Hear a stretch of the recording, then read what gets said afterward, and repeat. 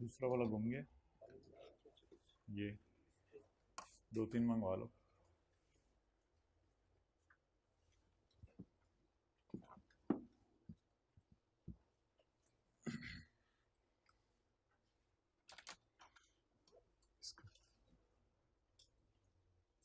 Page number 4।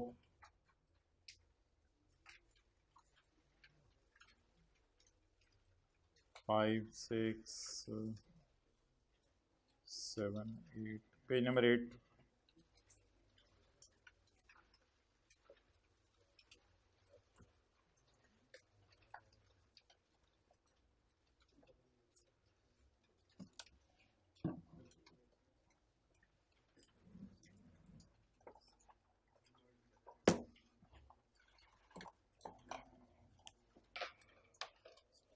वो उनको कहीं दूसरे कमरे में बेंच सेट करवाएं जैसे कहा है, नईम साहब को कहीं।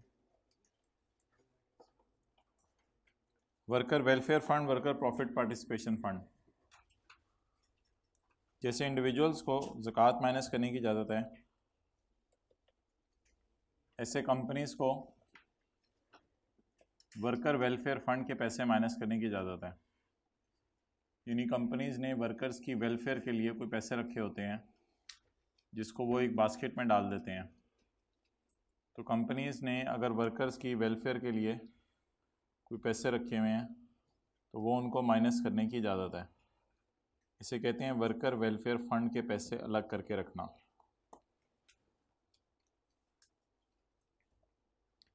अ person shall be entitled, person से मुराद यहाँ कंपनी होगा। एक कंपनी को इस चीज़ की इजाज़त है कि वो माइनस कर ले deductible allowance for the amount of any workers welfare fund paid by the person under worker welfare fund कानून। जो कंपनी ने वर्कर वेलफेयर फंड कानून के तहत पैसे अलग करके रखे हुए हैं, तो जिस तरह ज़कात वाले पैसे ज़कात एंड रुशर ऑर्डिनेंस के मुताबिक जमा करवाने होते हैं, इसी तरह वर्कर की वेलफेयर के लिए कोई पैसे रखे हुए हैं तो वो भी इस कानून के तहत आपने जमा करवाने हैं गवर्नमेंट के ख़जाने में। A person shall be entitled to a deductible allowance for the amount of any worker welfare fund paid by the person under worker welfare fund कानून और under any law relating to worker welfare fund enacted by provinces, या कोई भी law जो कि सूबे ने बना दिया हो। ये कानून शायद फेडरल गवर्नमेंट ने बनाया हुआ है और फिर और कोई कानून बना सकते हैं सूबे वाले। Worker welfare fund enacted by सूबा। तो बस जो भी आप पैसे रखेंगे वो आपको डिडक्टेबल अलाउंस के तौर पे माइनस करने की इजाज़त है। इसी तरह हाइब्रिड में लेट आने पे कभी ऐसा भी हो सकता है कि वर्कर को प्रॉफिट में पार्टिसिपेट करने के लिए कुछ पैसे जो है वो रख दिए जाते हैं अलग। वर्कर्स प्रॉफिट में पार्टिसिपेट करें उसके लिए कुछ पैसे अलग रख दिए जाते हैं, तो उसका भी यही रूल होगा। अ पर्सन शेल बी एंटाइटल्ड, एक बंदे को इजाज़त है टू अ डिडक्टेबल अलाउंस कि वो माइनस कर ले for the amount of any worker profit participation fund, जो भी वर्कर की प्रॉफिट को पार्टिसिपेट करने के लिए पैसे अलग करके रखे हुए हैं। Paid by the person, company पे करेगी under companies profit worker participation act, ये कानून का नाम है, याद करना पड़ेगा। और under any law relating to worker profit participation fund enacted by सूबा। हो सकता है ये कानून फेडरल गवर्नमेंट ने बनाया हो, अगर फेडरल गवर्नमेंट ने नहीं बनाया हुआ तो फिर सूबे की गवर्नमेंट ने जो कानून बनाया होगा उसके तहत आप वर्कर के लिए पैसा अलग करके रख देंगे। जी, कंपनीज ही ये पैसे अलग करके रखती इंडिविजुअल वर्कर्स के लिए।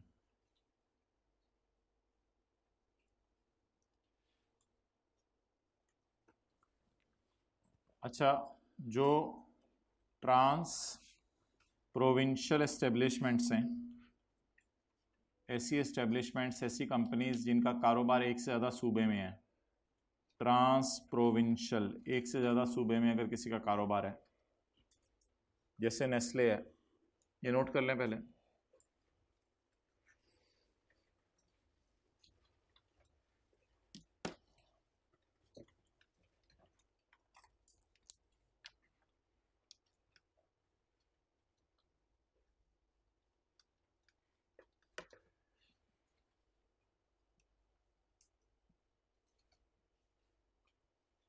भाई उस क्लास से ज़रा उठ के उनको मोबाइल का कह दें संभाल लें, नीचे पड़ा होगा या ऊपर ले आए।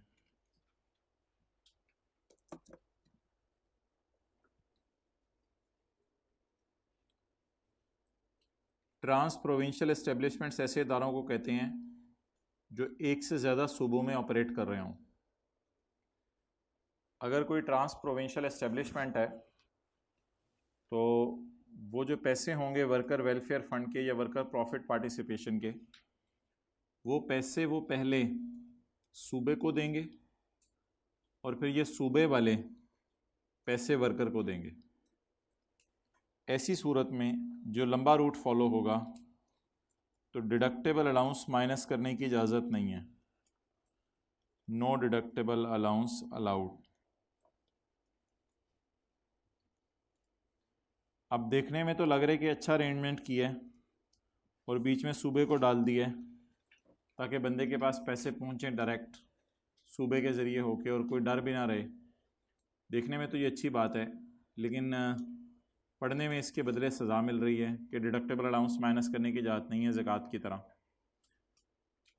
तो जवाब इस बात का मोहतरम ये है कि इसके अलावा कोई और बेनिफिट इसको मिल जाता है, जो बेनिफिट हमारे सिलेबस में नहीं है। अब वो बेनिफिट क्या है, तो ये बात एक क्वेश्चन मार्क है, तो इसको क्वेश्चन मार्क ही रहने दें। बस हमें ये पता होना चाहिए कि अगर ट्रांस प्रोविंशियल एस्टेब्लिशमेंट पहले सूबे को पैसा दे, सूबा फिर वर्कर को पैसे दे, तो ऐसी सूरत में डिडक्टेबल अलाउंस माइनस करने की इजाज़त नहीं है। फिर क्या करने की इजाज़त है, इसको छोड़ें।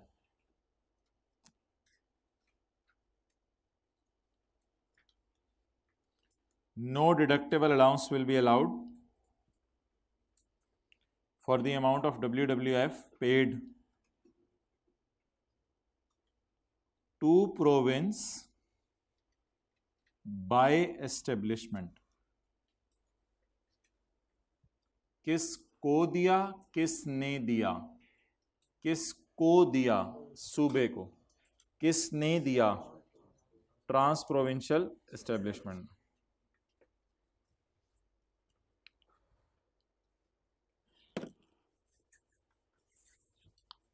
सिमिलरली उसी तरह की बात उसके लिए लिखी हुई आगे।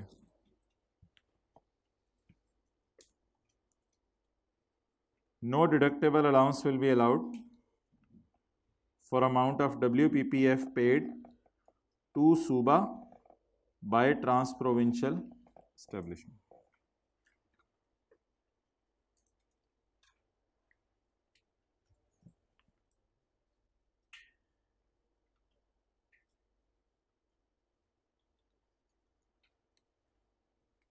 टू सूबा बाय ट्रांस प्रोविंशियल एस्टेब्लिशमेंट।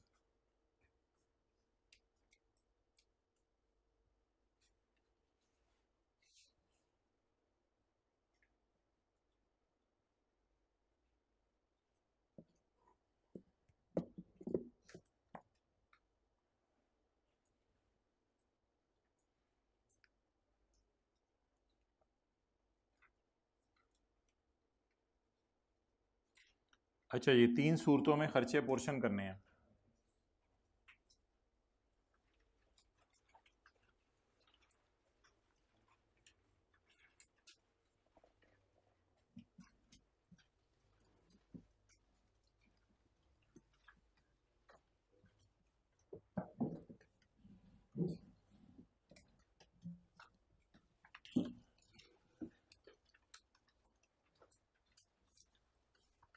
तीन सूरतों में आपने खर्चे पोर्शन करने हैं। नंबर 1, इसको ना नॉर्मल टैक्स रिजीम भी कहते हैं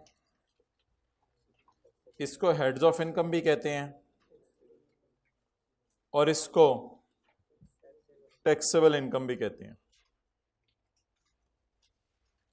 इसको नॉर्मल टैक्स रिजीम भी कहते हैं, इसको टैक्सेबल इनकम भी कहते हैं और इनको हेड्स ऑफ इनकम भी कहते हैं। तो where an expenditure relates to कमाना of more than one head of income, अगर आप एक से ज़्यादा हेड ऑफ इनकम में इनकम कमा रहे हैं तो भी आपको खर्चे पोर्शन करने पड़ेंगे।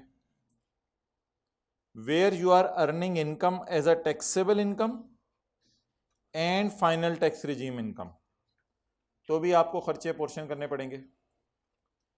Where you are earning income under a head of income and for some other purpose, तो भी आपको खर्चे पोर्शन करने पड़ेंगे। Where you are earning income under more than one head of income, where you are earning taxable income and income under final tax regime, where you are earning income under a head of income and for some other purpose, then you are also supposed to portion the expenditures.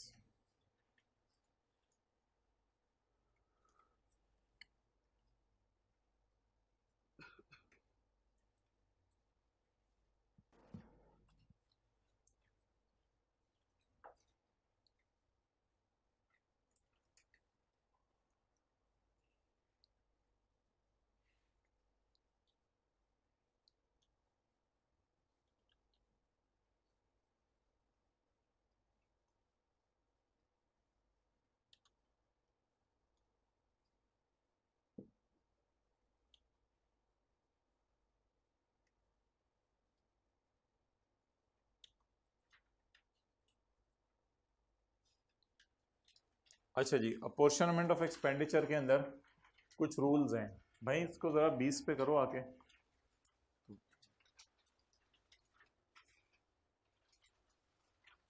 अगर कोई खर्चा वाज़े तौर पे आपको पता चल रहा है कि किस क्लास ऑफ इनकम के लिए है, तो फिर उस खर्चे को आप उसी क्लास ऑफ इनकम में माइनस करेंगे। जैसे कल वाले सवाल में, एक रिमोट इधर भी रखो ना, उधर इतनी दूर से आना पड़ा है, ये वाला। जैसे कल वाले सवाल में सैलरीज थी, तो सैलरीज के बारे में वाज़े तौर पे पता चल रहा था कि सैलरीज जो हैं वो सैलरीज के बारे में वाज़े तौर पे पता चल रहा था कि सैलरीज किस क्लास ऑफ इनकम की हैं, तो इसलिए सैलरीज को फिर उसी के अंदर से हमने माइनस किया था। जी एक क्या हुआ? अच्छा स्क्रीन ऑफ है कॉफ़ी देर से, जाओ देखो भाई, ये इसको सही करवाओ आज फॉल सीलिंग को, अभी बताओ ना। हाँ जाओ देखो।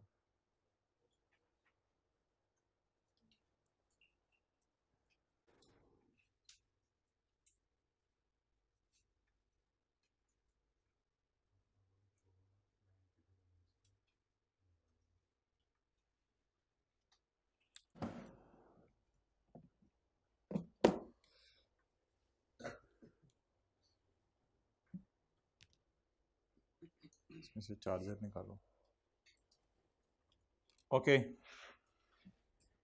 Any expenditure that is incurred for a particular class, कोई भी खर्चा जो किसी पर्टिकुलर क्लास ऑफ इनकम के लिए किया जाए, shall be allocated to that class, इसको उसी क्लास में से माइनस किया जाएगा। तो इसकी एग्जांपल लिखें salaries.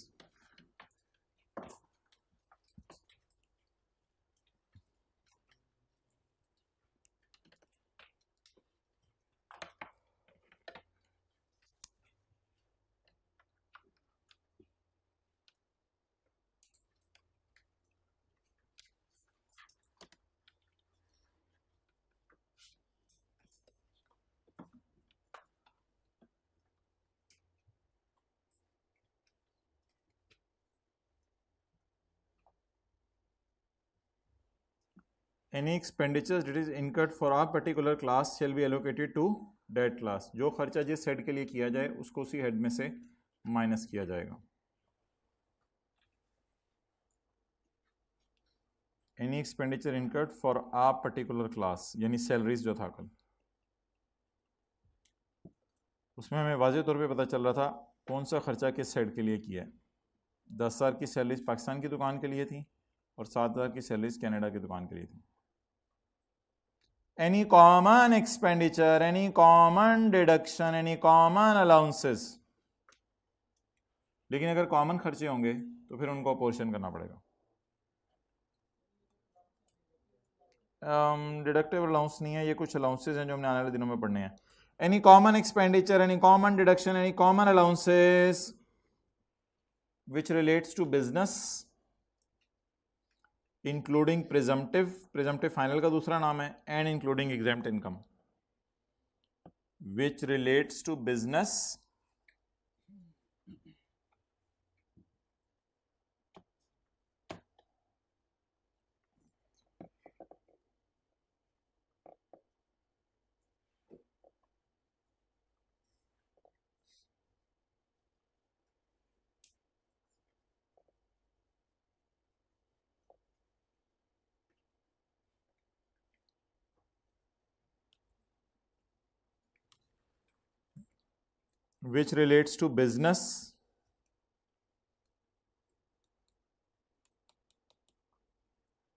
which relates to business including presumptive tax regime, including exempt income। हो सकता है आप एक ही बिजली का मीटर चला रहे हो, उसी से दुकान का बिजली का बिल भी पे करते हो, उसी से एक्सपोर्ट सेल भी करते हो और उसी से आप एग्रीकल्चर इनकम भी कमा रहे हो। तो ऐसी सूरत में फिर खर्चे को तीनों में क्या करना पड़ेगा? अपोर्शनमेंट। तो ये तीन लफ्ज़ यहाँ लिखे हुए हैं, including business, including presumptive tax regime, including exempt income.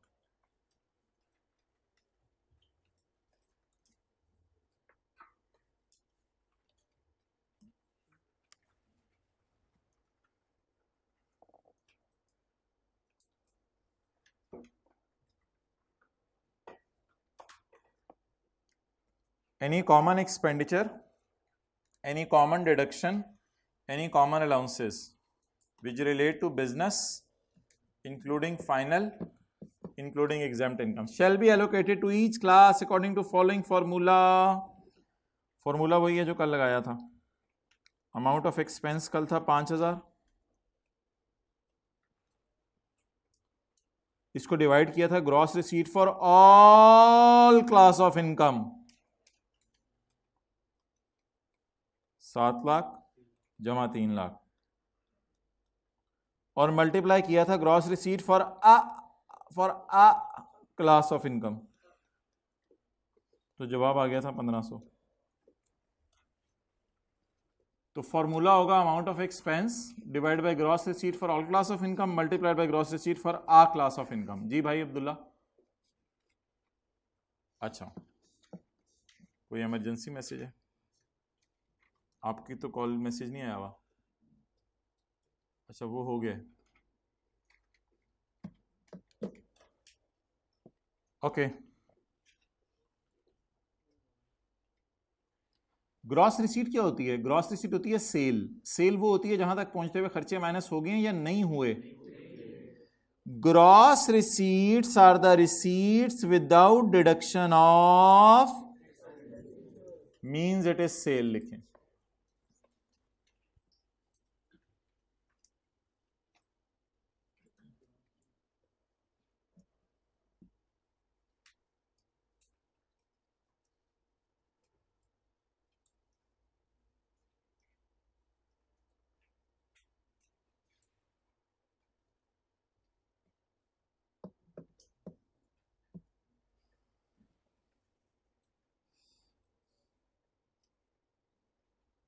Gross receipts are receipts without deduction of खर्चे। Common expenditure, common deduction, common allowances means any खर्चा that is not clearly allocable to any particular class of income। जैसे कि कल क्या थी? Advertisement.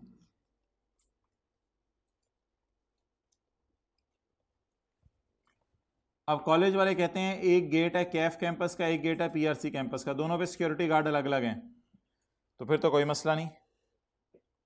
Any expenditure that is incurred for a class of income shall be allocated to that class. लेकिन PRC और CAF campus के दरमियान generator है। अब जो जनरेटर है उससे दोनों कैंपसेस चल रहे हैं, तो जनरेटर के पेट्रोल का खर्चा दोनों में पोर्शन करना पड़ेगा। तो फिर ऐसी सूरत में उस जनरेटर के पेट्रोल के खर्चे को क्या कहेंगे? Common expenditure is any expenditure that is not clearly allocable to any class of income. ये ऐसा खर्चा है जो किसी क्लास ऑफ इनकम को एलोकेट नहीं किया जा सकता। अच्छा जी, एक साहब हैं, वो कहते हैं मैं किसी का एजेंट हूं और मैंने सेल की है 50 की, और 50 की सेल करके मुझे जो कमीशन मिला है वो है एट द रेट ऑफ 2%, यानी 1 रुपीज़। ये जो 1 रुपये है इसको कहा जाएगा हिज प्रॉफिट, इस बंदे का प्रॉफिट, और यही इसके लिए इसका टर्नओवर लिया जाएगा। क्या अगर मैं बीइंग एन एजेंट काम कर रहा हूं तो ये 50 मेरी सेल है या किसी के लिए मैंने सेल की हैं चीजें? उस सेल में से मुझे जो कमीशन मिला है 1%, तो व्हाट इज माय टर्नओवर या what is my sale? 1, not good.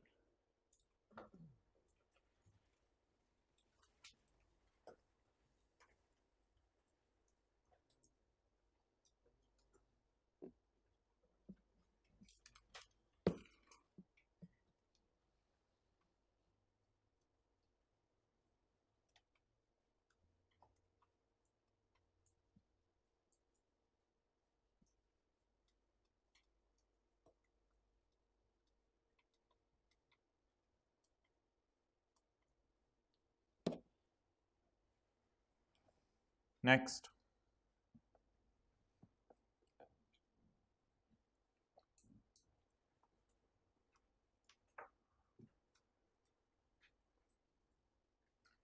where a person is earning net commission, where agent is earning net commission or brokerage, commission भी कहते हैं brokerage भी कहते हैं, then his profit will be taken as his turnover। Gross profit उसने इसलिए लिखे कि इस तक पहुंचते हुए खर्चे माइनस नहीं हुए हुए, उसके भी कोई खर्चे हो सकते हैं ना 1 रुपये में से जो माइनस हो, लेकिन खर्चे माइनस नहीं करने। Then his profit will be taken as his turnover। So what is the answer? ₹1 is his turnover or ₹50 is his turnover? ₹1।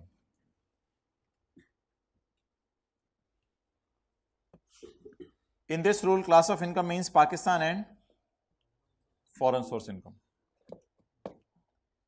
अब इनकम्स कौन कौन सी हैं? सैलरी, बिजनेस, ये ना एक बिजनेस स्पेकुलेशन भी होता है, आने वाले दिनों में हम पढ़ेंगे।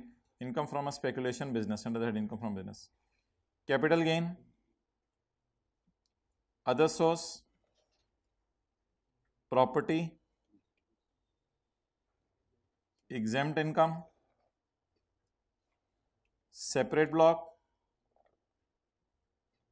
Final tax income. ये डिफरेंट क्लासेस हैं इनकम्स की। इन सब के दरमियान खर्चे को एलोकेट या पोर्शन करना पड़ सकता है।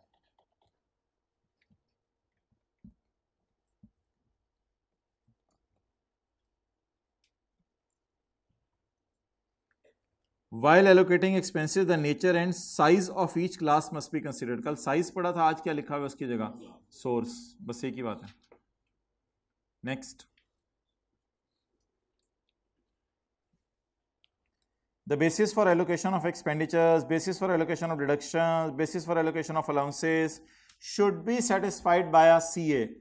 ये CA से आपने एक सर्टिफिकेट लेना है या कॉस्ट एंड मैनेजमेंट अकाउंटेंट से, और बाद में जो करेक्ट फिगर होगी उससे प्लस माइनस 10% की वेरिएशन एक्सेप्टेबल है। फर्ज करें करेक्ट फिगर है 3000 और आपने जवाब निकाला हुआ है 3200, कोई मसला नहीं। आपने जवाब निकाला हुआ है 3100, कोई मसला नहीं। आपने जवाब निकाला हुआ है 3300, कोई मसला नहीं।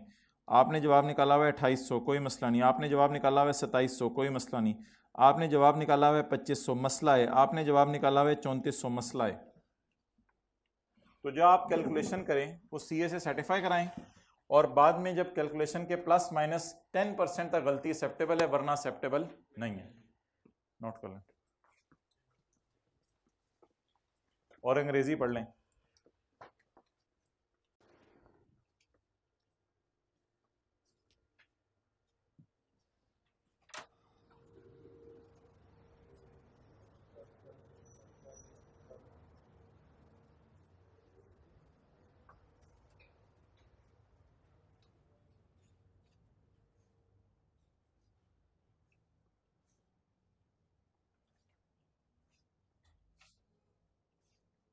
कल किस किसने छुट्टी की थी, हाथ खड़ा करें।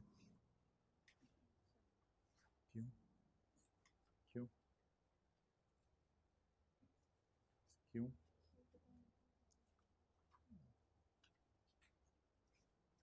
जी आपने क्यों?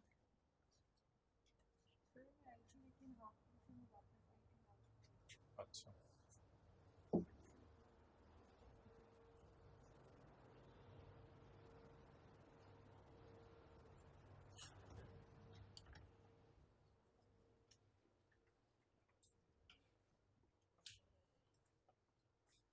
भाई ये कल वाला लेक्चर यूट्यूब पे अपलोड करवा दो अभी, उनको कहो FAR 2 टेक्स्ट दोनों का। तो ये कल वाला लेक्चर जिन्होंने छुट्टी समझ के मिस किया वो देख लें। अब जो बहरहाल अभी हम 1-2 मिनट में आगे से पढ़ने लगे हैं उसका पिछले से कोई ताल्लुक नहीं होगा।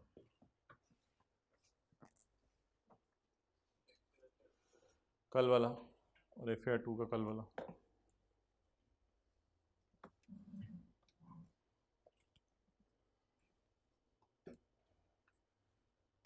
दिस सर्टिफिकेट, ये जो ऑडिटर का सर्टिफिकेट है, shall be accepted by commissioner, commissioner इसको एक्सेप्ट कर लेगा अनलेस देर इज अच्छी खासी variation beyond the limits from allocation. जो आपने एलोकेशन की है उससे अगर अच्छी खासी वेरिएशन हो, अच्छी खासी वेरिएशन ये होती है +10% या -10%।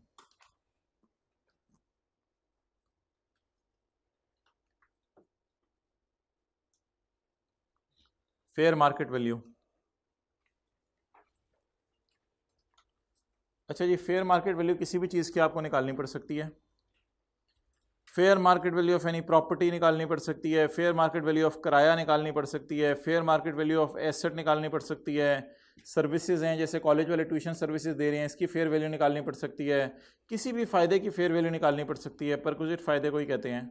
तो डिफरेंट चीज़ों की डिफरेंट मौक़ों पर आपको फेयर वैल्यू निकालनी पड़ सकती है। तो fair value at a particular time, किसी खास वक्त क्या होगी? It shall be the price जो आम तौर पे रिसीव की जाए अगर आप इस चीज़ को बाज़ार में बेचते हैं, खुले हुए बाज़ार, ओपन मार्केट में, एट दैट टाइम। तो किसी भी टाइम अगर आप चीज़ को बाज़ार में बेचें और बाज़ार में बेच के जो पैसे आएँ, that will be called as, बोलें, ओपन मार्केट प्राइस या फेयर वैल्यू। आमिर साहब ने कंप्यूटर खरीदा है 70,000 रुपये का, ये तो हिस्टोरिकल कॉस्ट है, काफ़ी पुराना खरीदा है, और इसको बेच दिया है अंजुम को जब इसकी WDV थी 40,000। वैसे इसकी बाजार में कीमत 42,000 है। So what will be the fair value, बोलें, 42,000.2।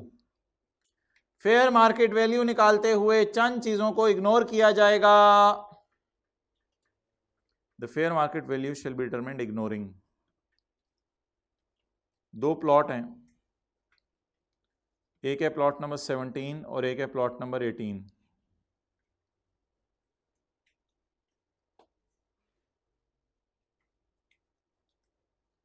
इसकी बाजार में कीमत 40 लाख है और इसकी बाजार में कीमत 25 लाख है, क्योंकि इसके ऊपर कोई रिस्ट्रिक्शन लगी हुई है कि यहाँ हम किसी भी वक्त सड़क बना सकते हैं, ब्रिज बना सकते हैं, मार्केट ये कह रही है। लेकिन under the income tax ordinance 2001 इसकी फेयर वैल्यू भी 40 लाख ही ली जाएगी, इसकी फेयर वैल्यू भी 40 लाख ही ली जाएगी।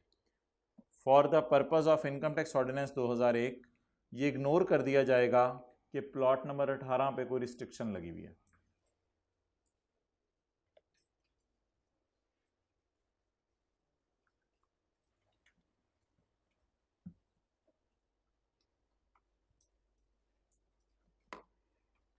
प्लॉट की फेयर वैल्यू निकालते हुए रिस्ट्रिक्शन इग्नोर कर दी जाएगी।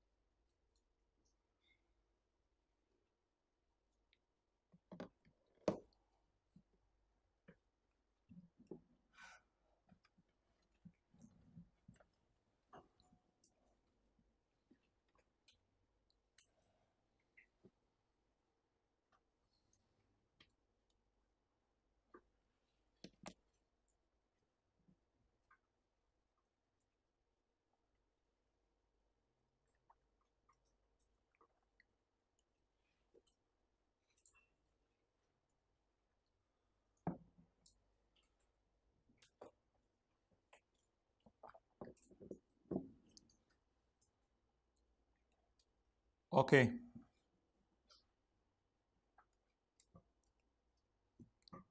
the fair market value shall be determined ignoring any restriction on, ignore कर दिया जाएगा कि ट्रांसफ़र के ऊपर कोई कैद लगी हुई है, इग्नोर कर दिया जाएगा कि ट्रांसफ़र के ऊपर कोई रिस्ट्रिक्शन लगी हुई है, ये बात इग्नोर कर दी जाएगी। कई दफ़ा ऐसा होता है कुछ चीज़ों की फेयर वैल्यू बाजार में पता नहीं चलती, तो ऐसी सूरत में उस चीज़ की फेयर वैल्यू को ज़बरदस्ती आप मालूम करेंगे और फिर उस चीज़ की फेयर वैल्यू की बेस के ऊपर कैलकुलेशन होगी। मिसाल के तौर पे होंडा एटलस कार वाले कहते हैं कि हमारे पास एक मशीन है जिससे हम गाड़ियां बनाते हैं, तो सवाल ये राइज होगा कि जिस मशीन से ये गाड़ियां बनाते हैं क्या वो मशीन बाजार में बिक सकती है? तो जवाब है इसका नो, वो मशीन बाजार में नहीं बिक सकती, क्योंकि किसने लेनी है उनसे? किसी ने भी लेनी, कौन गाड़ियां बना सकता है? कोई भी नहीं। तो अगर कोई ऐसी चीज़ है आपके पास जिसकी बाजार में फेयर वैल्यू नहीं लग सकती, तो कहते हैं हम उसकी ज़बरदस्ती फेयर वैल्यू निकालो आप और हमें बताओ। The fair market value shall be determined ignoring the fact that it is not convertible to cash. इस बात को इग्नोर कर दो कि कैश में कन्वर्ट नहीं हो सकती। आगे लिखें, ज़बरदस्ती कैश में कन्वर्ट करो, ज़बरदस्ती कैश में कन्वर्ट करो।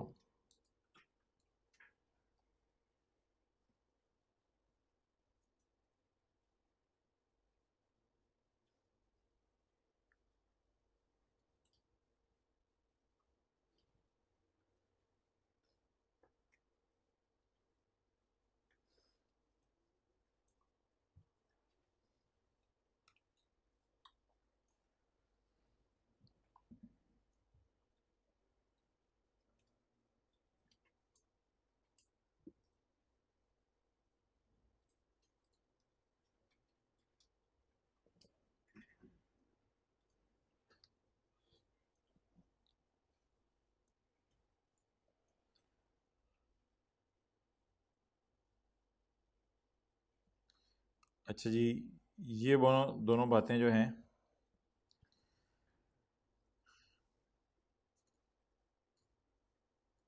ये इमूवेबल प्रॉपर्टी के लिए हैं, लैंड वगैरह।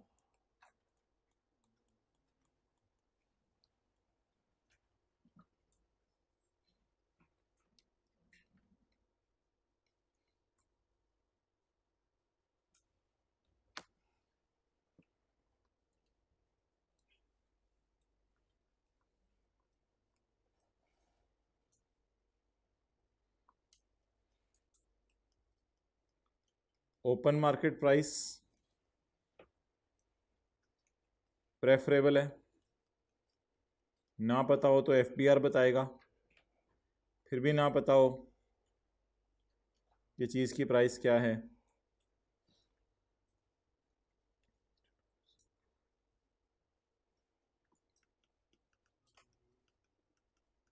तो फिर डिस्ट्रिक्ट ऑफिसर आपके इलाके का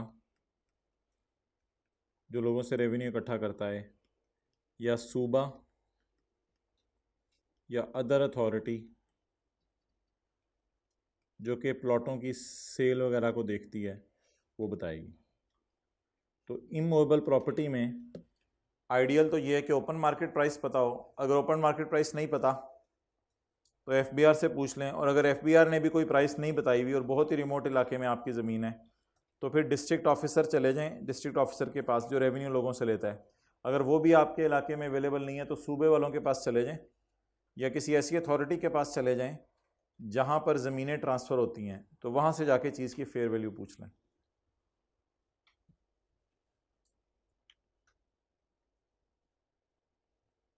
fair value of immovable property. Immovable property की फेयर वैल्यू निकालने में 3 स्टेप्स लगेंगे।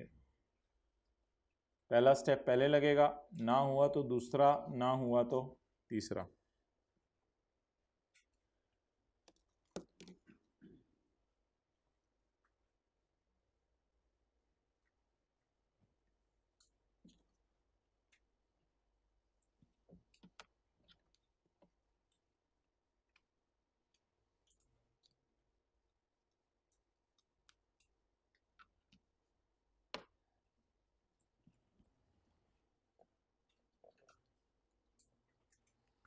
Where the price is not ordinarily ascertainable, जहां मार्केट में पता नहीं चल रही, ये मसला है। मसले का हल द बोर्ड में डिटरमिन, ये मसले का हल है, बोर्ड से पूछ लो। मसला येलो में, मसले का हल स्काई ब्लू में। By notification in official gazette को बेशक ब्रैकेट में लेने लिखना तो है पेपर में। बोर्ड से determine the fair value of immovable property. और अगर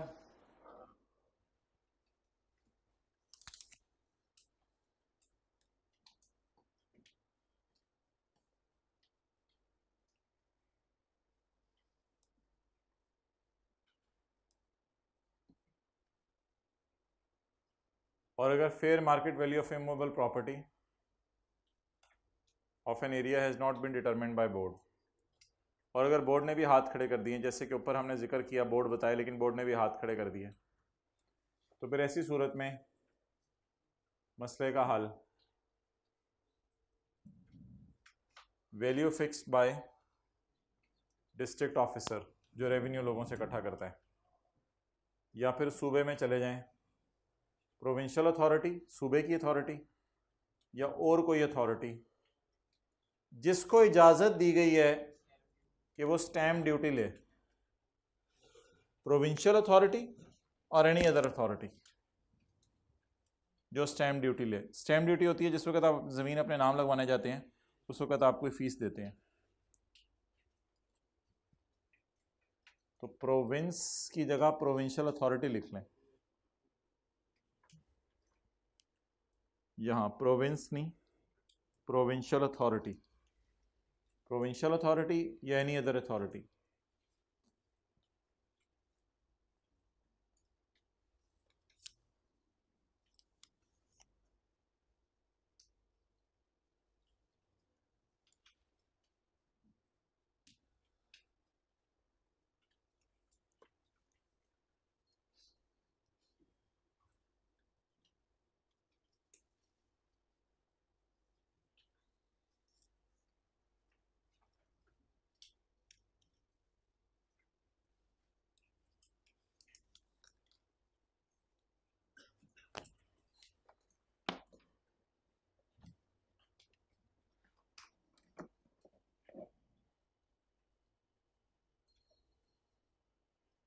recouped expenditure,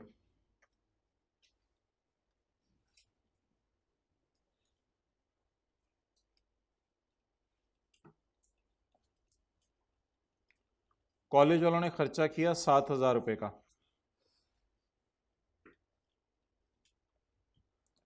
एसी सही कराया, बाद में एक बंदा आया, उसने आके वही बंदा 2,000 रुपये वापस कर दिए, cash debit income credit. Repair expense debit cash credit और कैश डेबिट इनकम क्रेडिट, इसे कहते हैं रिकूप्ड एक्सपेंडिचर। अंग्रेजी पढ़ लें और ये नोट कर लें।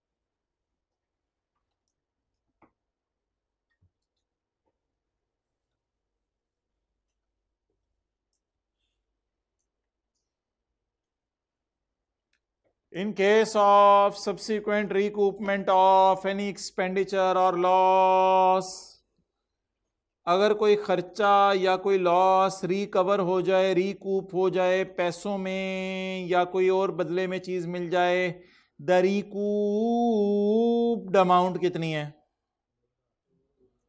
Shall be included in the income. Recouped amount को इनकम में डाल देंगे। Chargeable under the relevant head in the year in which it is received. Relevant head से क्या मुराद है? आपके नोट्स किधर हैं? अच्छा, chargeable under the relevant head in the year in which it is received.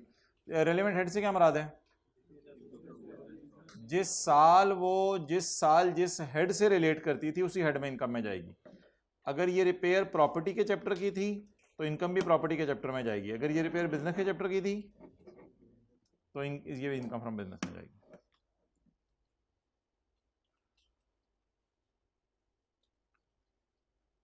अच्छा जी, करेंसी, वैसे एक दो पॉइंट हम पढ़ के ना पास पेपर्स करने लगे। Currency conversion,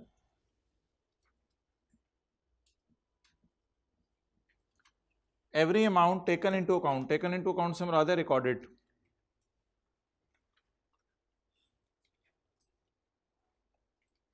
every amount recorded under this law shall be in पाक रुपीज।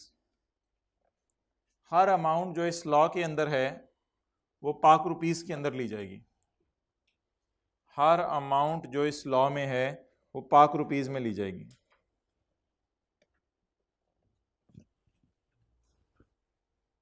नेक्स्ट,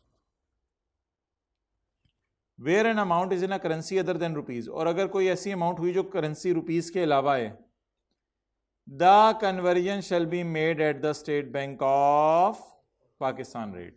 फिर कन्वर्जन कर दी जाएगी स्टेट बैंक ऑफ पाकिस्तान के रेट पे। Prevailing at the date at which the amount is taken into account. Taken into account से मुराद है recorded.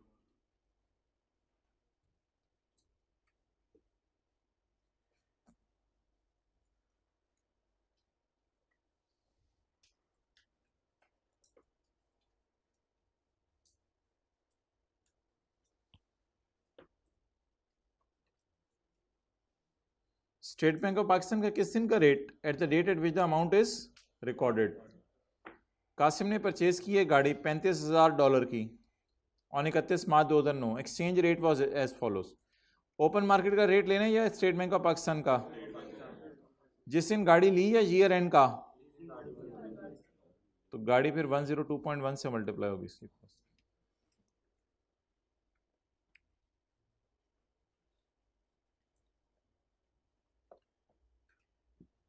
Cessation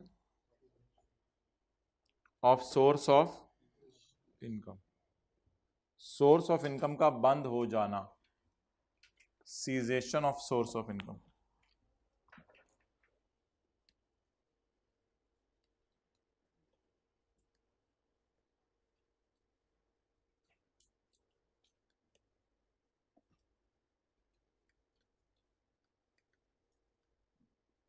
Bashir Darul Mahi पे आप मछली खाने गए तो पता चला दुकान बंद हो चुकी है। कुछ अर्सा पहले आप एक दफा मछली खा के गए थे, पैसे दिए बगैर चले गए थे और मछली भी साथ ले गए थे। और अगले साल जाके आपको ख्याल आया कि मरने से पहले मैं पैसे दे दूं, तो दुकानदार को पैसे रिकवर हो गए। तो if a taxable source of income ceases to exist, अगर एक बंदे की सोर्स ऑफ इनकम बंद हो जाए, then any subsequent benefit derived from it shall be taxable in the, subsequent benefit जो आया है वो टैक्सेबल होगा इन द नॉर्मल वे। भाईजान ये पैसों पे मैं टैक्स नहीं दूंगा, मुझे रिकवर हो गए हैं क्योंकि मेरा कारोबार बंद हो गया। चुप, assuming that कारोबार is not बंद at the time the income was come out। Assume कर लो आपका कारोबार बंद नहीं था जिस वक्त आपने इनकम कमाई। पढ़ लेंगे एक दफा अच्छी तरह। If a taxable source of income ceases to exist, अगर एक सोर्स ऑफ इनकम आपकी बंद हो जाए, then any subsequent benefit derived from it, तो फ्यूचर में जो इसके अगेंस्ट फायदा आया है shall be taxable in the normal way, assuming that source is not banned at the time income was come out। एक दो दफा पढ़ लें, याद कर लें जो हाईलाइट किया हुआ है।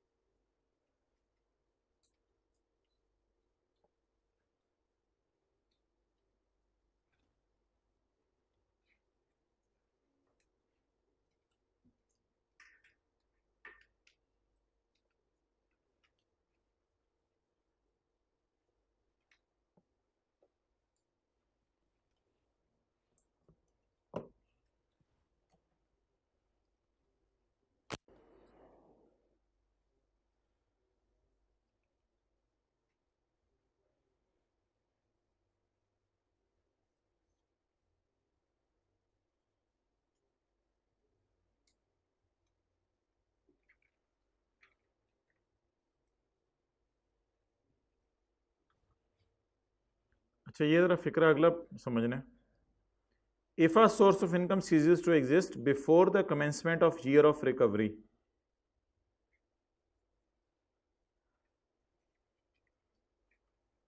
if a source of income ceases to exist before the commencement of year of recovery,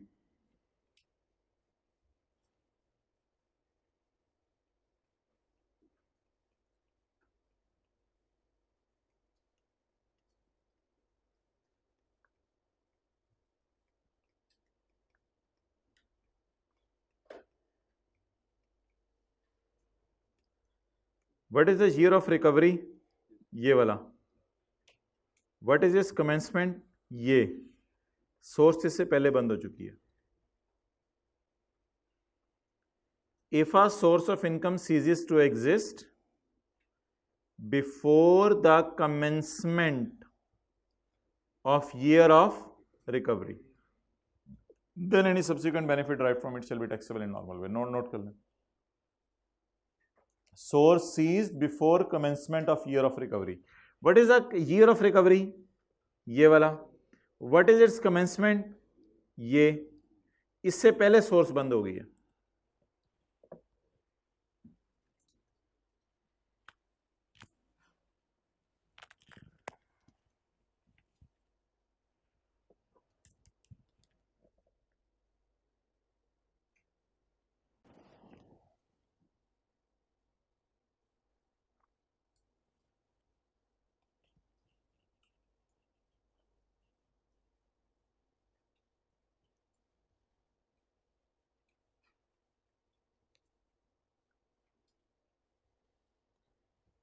और ऐसा भी हो सकता है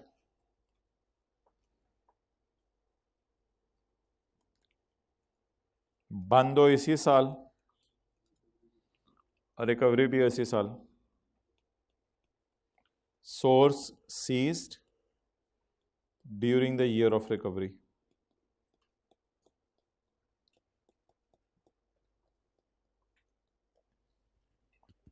नोट करें।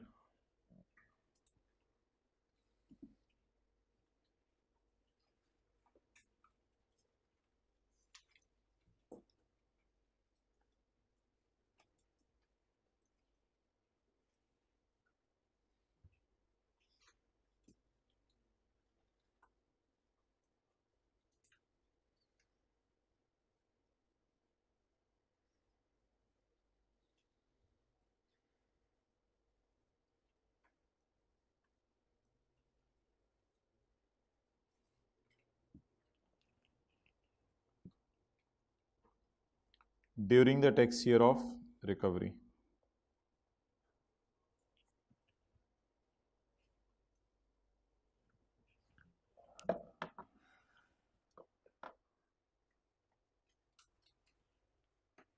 If the source of income ceases to exist, अगर एक सोर्स ऑफ इनकम बंद हो जाए before commencement of year of recovery, it is year of recovery, it is its commencement, before commencement, या if a source of income ceases to exist during the year of recovery, then any subsequent benefit derived from it shall be taxable in normal way.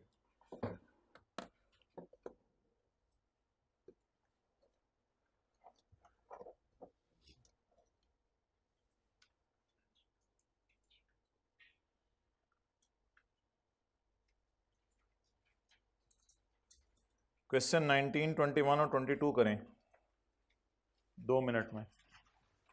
19, 21 और 22।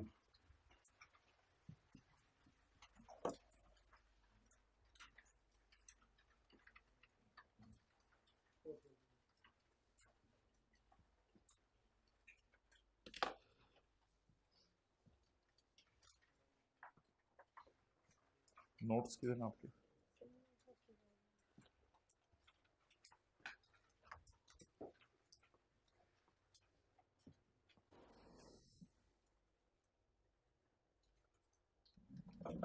Ahmed is responsible for managing the property of his uncle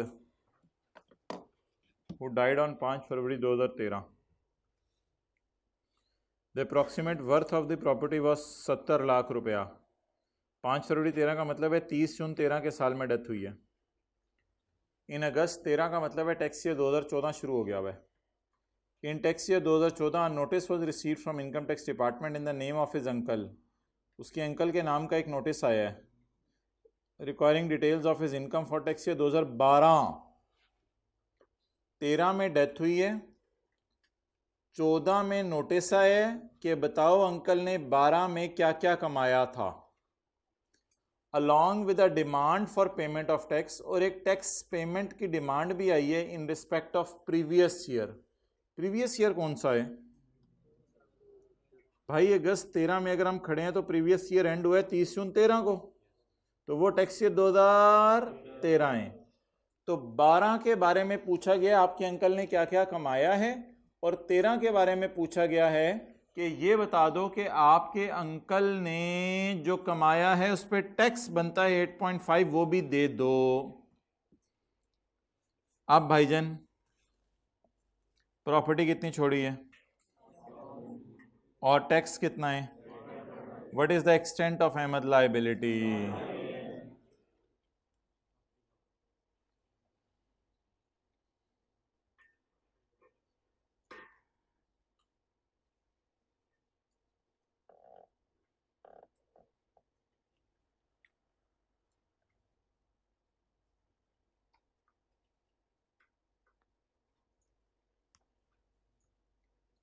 The tax liability of a legal representative shall be limited to the extent of,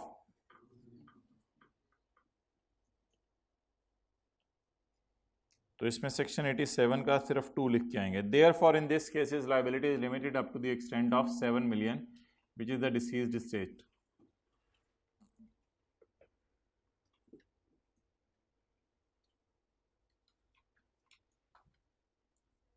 जी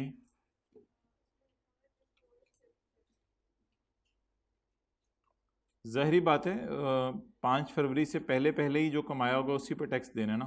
उसके बाद तो उसने भी कुछ जिक्र नहीं किया कि उसके बाद उसकी जायदाद से भी कुछ इनकम आती रही है, लेकिन इन एनी केस 5 फरवरी पे उसके एसेट्स हैं 7 मिलियन के और उसे टैक्स मांगा गया 8.5 मिलियन, तो जितने एसेट्स हैं उतना ही टैक्स दिया जा सकेगा। Next,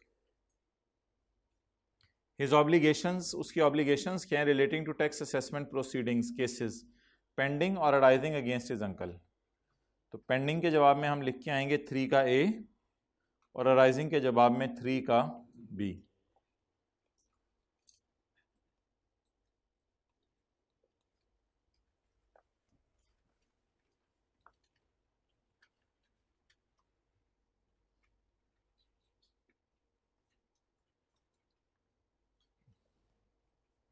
question number 21, the income tax department initiating a proceeding, income tax department ने प्रोसीडिंग शुरू करते हुए इशू किया एक डिमांड नोट, पैसे मांगे, requiring him to pay outstanding amount of his tax liability for 2015 along with default surcharge, late payment पर interest भी मांगा। However before settlement of tax liability, लेकिन इससे पहले कि टैक्स पे किया जाता मुबीन साहब भी इस दुनिया से चले गए। Describe whether tax authorities would still be able to recover the amount of tax after Mubeen death. Yes से जवाब नहीं चलेगा, इसके जवाब ना ना ना ना ना ना इसके जवाब में लिख के आएंगे हम 87 का 1, yes the legal representative shall be liable now. इसके जवाब में लिख के आएंगे 87 का 1, would be able to recover question mark, yes. And what would be the extent of such recovery, और इस रिकवरी की हद क्या है, इसके जवाब में लिख के आएंगे 87 का 2। पिछले सवाल में 87 का 1 नहीं लिख के आना था, इस सवाल में 87 का 1 भी लिख के आना है।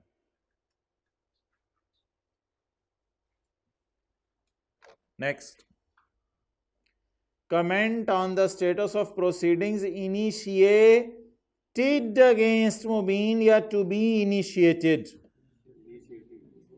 तो सिर्फ 87 का 3 का ए लिख के आएंगे, अब बी ने लिख के आएंगे, क्योंकि सिर्फ पेंडिंग वाली बतानी है और राइजिंग वाली नहीं बतानी, सिर्फ पेंडिंग वाली बतानी है।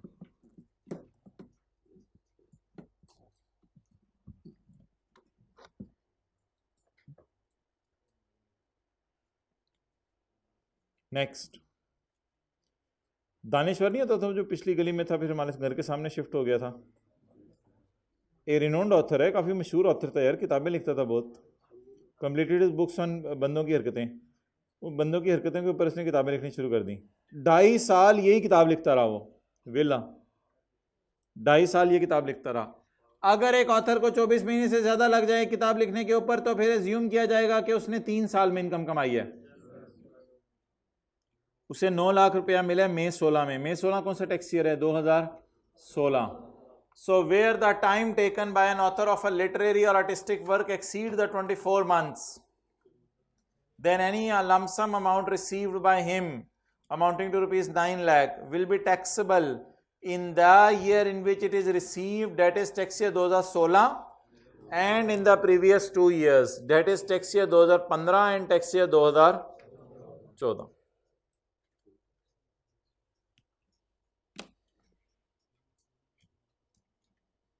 जी भाईजान, question number 28,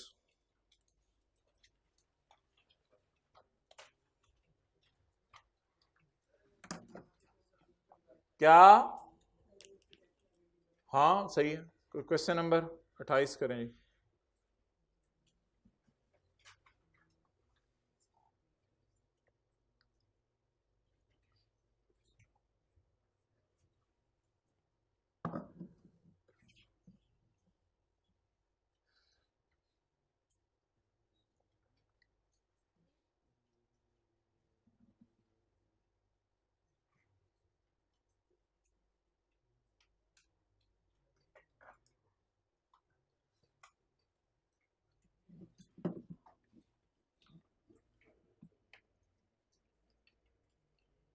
gene François, François पढ़ते हैं, पता नहीं, मुझे नहीं पता। Jean Francois, a French designer, often visit to Pakistan for promotion of his products. During his last visit, आखिरी विजिट में, he stayed in Pakistan from 10 July 2018 to 25 February 2019। इसको मैं इस तरह कर रहा हूँ, determine the residential status of Jean Francois for the year 2019। Assuming that commissioner ने उसको इजाजत दे दी है to use a calendar year as a special tax year. अबे कमिश्नर ने उसको इजाजत दे दी है कि तुम कैलेंडर ईयर को यूज कर लो स्पेशल टैक्स ईयर। आप बताएं इसका स्टे जनवरी से दिसंबर के दरमियान गिना जाए या जुलाई से जून के दरमियान? जनवरी से दिसंबर के दरमियान, क्योंकि उसे कौन सा ईयर इजाजत इस्तेमाल करने की दे दी गई है?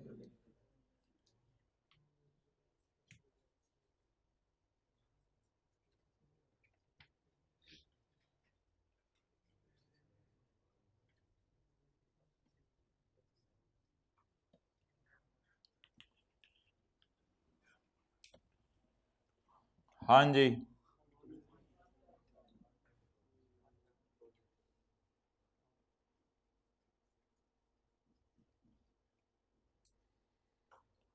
ये कम जनवरी 18 से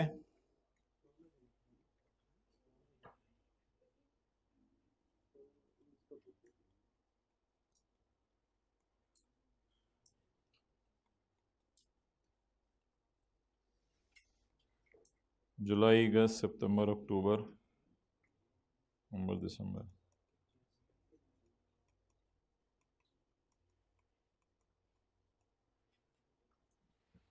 जी पाजान,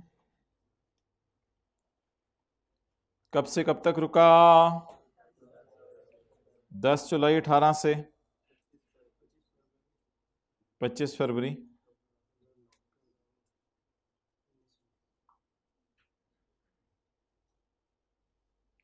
किस साल का रेजिडेंशियल स्टेटस बताने? 2019 का।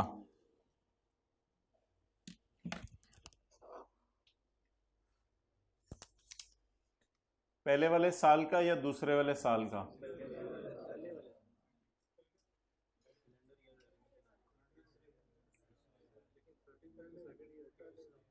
पहले वाले साल वाले हाथ खड़ा करें, पहले वाले साल का बताना है। हाइब्रिड में जरा हाथ खड़ा करें, पहले वाले साल का। कितने लोग कह रहे हैं दूसरे वाले साल का, 2019 का बताना है? जी पहले वाले का बताना है भाई। सवाल की रिक्वायरमेंट है, आपने रेजिडेंशियल स्टेटस बताना है 2019 का। तो अब देखते हैं इसको डिनोट कैसे करते हैं। ये है भाईजान स्पेशल टैक्स ईयर। कोई बंदा बता सकता है स्पेशल टैक्स ईयर की आखिरी तारीख क्या है? 31/12/18। ये कौन से रेलिवेंट नॉर्मल टैक्स ईयर में गिर रही है? इसको डिनोट कैसे करेंगे? इसके बाद जो 30 जून आ रहा हो, इसके बाद कौन सा 30 जून आ रहा है, इसलिए इसको 19 के नाम से डिनोट करेंगे। यही तो कहानी थी इस सवाल में। और अगला tax year and closing, closing की आखिरी तारीख 31/12/19। इसके बाद कौन सा 30 जून आ रहा है, उसे कैसे डिनोट करते? तो ये तो सवाल की रिक्वायरमेंट ही नहीं है। हमसे सवाल की रिक्वायरमेंट किस साल की मांगी है? क्या ऐसा कभी हमने क्लास में किया हुआ है? ये देखें, एक क्लास में किया था। ये 2026 का साल बन रहा था, लेकिन नीचे मैंने 27 लिखा हुआ था। डिनोट इसको 27 से करते हैं, मैं क्या करूं? उसने किस साल का रेजिडेंशियल स्टेटस पूछा है? कैलेंडर ईयर का। कैलेंडर ईयर तो फिर स्पेशल टैक्स ईयर है। स्पेशल टैक्स ईयर को डिनोट कैसे करेंगे? हमारे बाद जो 30 जून आ रहा हो, तो इसके बाद जो 30 जून आ रहा है वैसे डिनोट करेंगे। अब आप मुझे बताएं,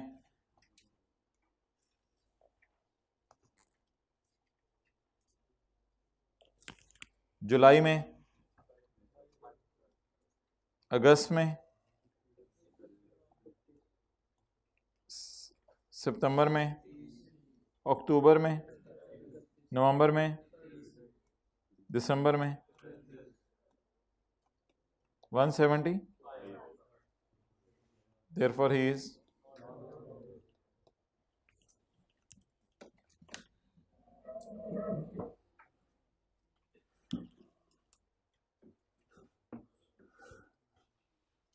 करें नोट।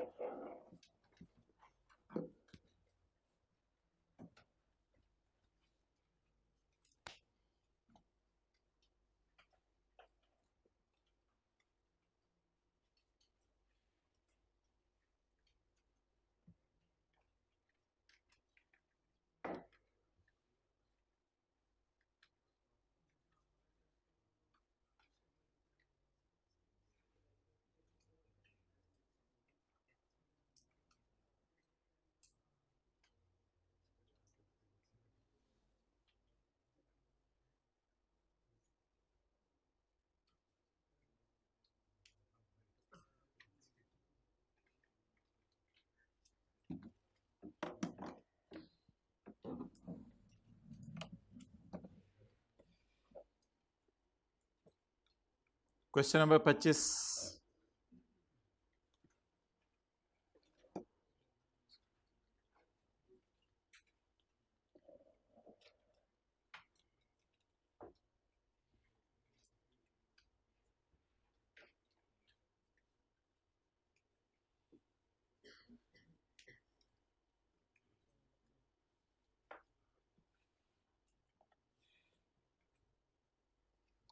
ऑन 1 दिसंबर 2007,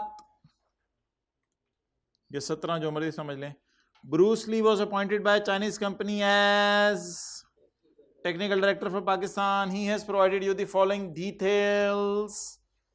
पाकिस्तान में कब आया? पाकिस्तान में टैक्स ईयर कौन सा है? 2008 या 18, जो मर्जी कर लें, नॉर्मल टैक्स ईयर।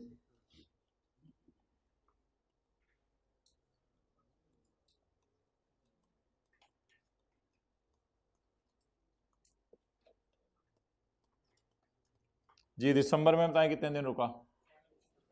15 को आया। 15, 16, 17, 18, 19, 20, 17 दिन। ये 5 दिन माइनस ना करते हैं जो 20 दिसंबर को पाकिस्तान में ऑफिस ज्वाइन किया है। भाई पाकिस्तान में आना देखा जाएगा या पाकिस्तान में दफ्तर में आना देखा जाएगा? नेक्स्ट, जनवरी के महीना, फरवरी 29 तो नहीं, 2018 चल रहा है तो 8 ले लो तो फिर ठीक है, 2018 में कर रहा हूं। अच्छा मार्च,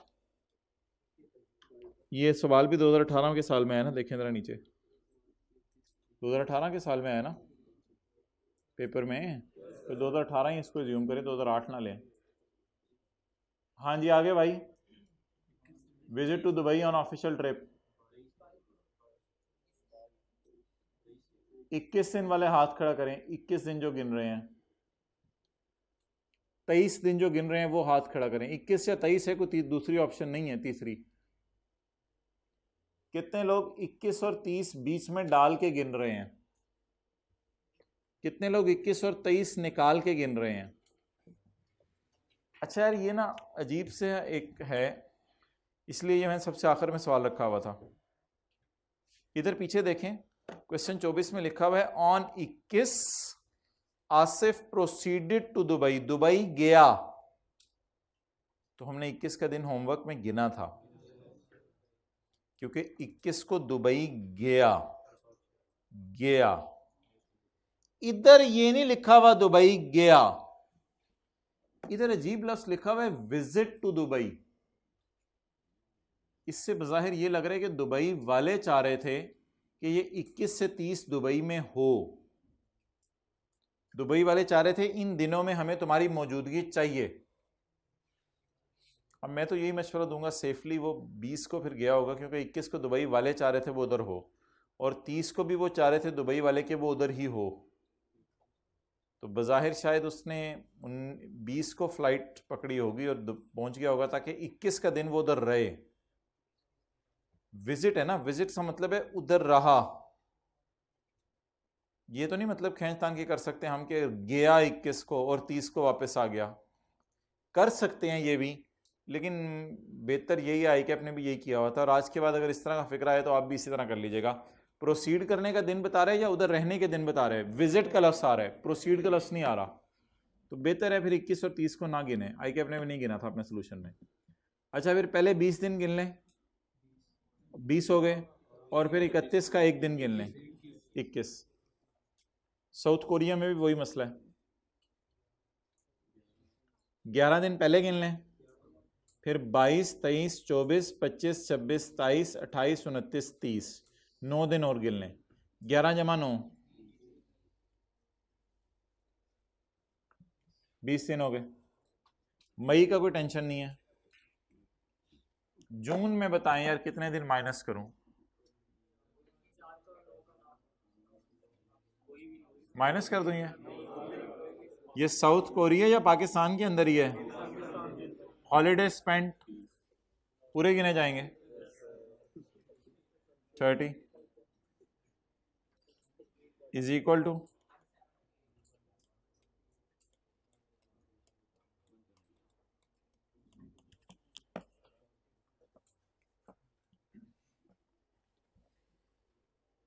इसलिए ब्रूस ली की हमने क्लास ली और इसको नॉन रेजिडेंट बना दिया।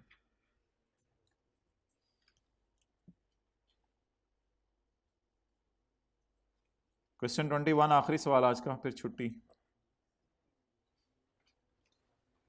The income tax department initiating a proceeding against sorry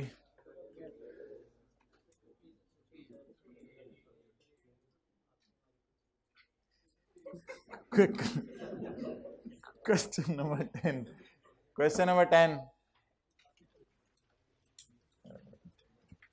चलो कम से कम उसने आप तो बोले ना।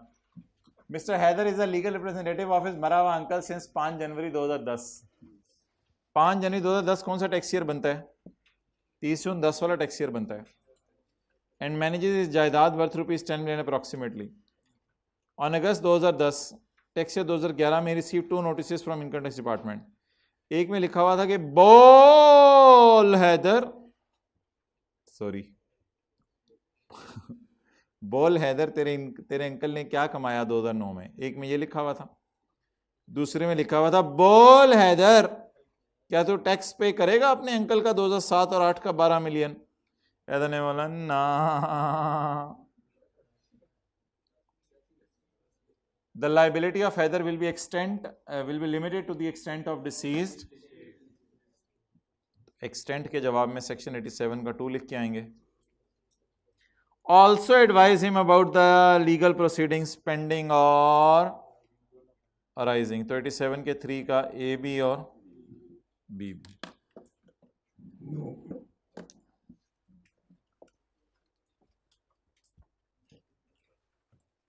ठीक है, चलो क्लोज करो।